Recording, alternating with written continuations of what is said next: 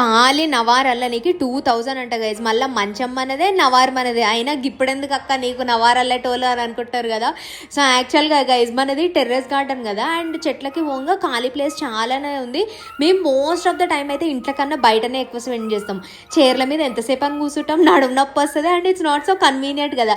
జర కొంచెంసేపు ఇట్లా ఒరిగి ముచ్చట్లు పెట్టనీకి, పండుకొని ఇట్లా ఫోన్ చూడడానికి బాగా కన్వీనియంట్ ఉంటుంది అని చెప్పేసి ఇక మంచాలు వేపియాలి ఎట్లయినా అని చెప్పేసి అనుకున్నాం. ముందు ఫోల్డబుల్ మంచాలు ఉండే, వాటికేమో ఇట్లా ఐరన్ రాడ్స్ వచ్చేసి ప్లాస్టిక్ నవారు ఉంటుంది కదా, అవేమో సీకిపోతాయి, మళ్ళీ ఉట్టిగానే ఇరిగిపోతున్నాయి అనమాట. ఈసారైనా బందోబస్తుగా వేపిస్తామని చెప్పేసి మా మమ్మీ వాళ్ళ అమ్మమ్మ వాళ్ళ ఊర్లో కార్పెంటర్తో వేయించినాం అనమాట. ఫ్రమ్ స్క్రాచ్ ఇక వుడ్ తీసుకొని చేయించినాము. ఆయన ఏమన్నాడంటే ఈ కోళ్ళు ఇంకా ఈ నవారు తీసుకొని పోరే సిటీలలో మీరు అల్లిపించుకోరి అని అంటే, ఈడికి వచ్చిన తర్వాత ఒక్కొక్కరేమో 3000 అంటుర్రు, 4000 అంటుర్రు, 2000 అంటుర్రు.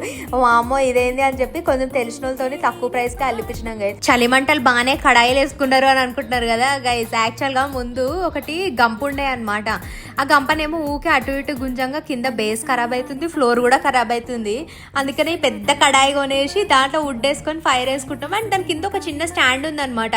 సో అది ఎక్కడన్నా పెట్టుకోవచ్చు, ఇట్లా చిన్న చిన్న బాల్కనీస్కి పెట్టొచ్చు, లేకపోతే ఎక్కడన్నా మూవ్ వేసుకొని తీసుకోవచ్చు అనమాట. బాగుంది కదా సెటప్.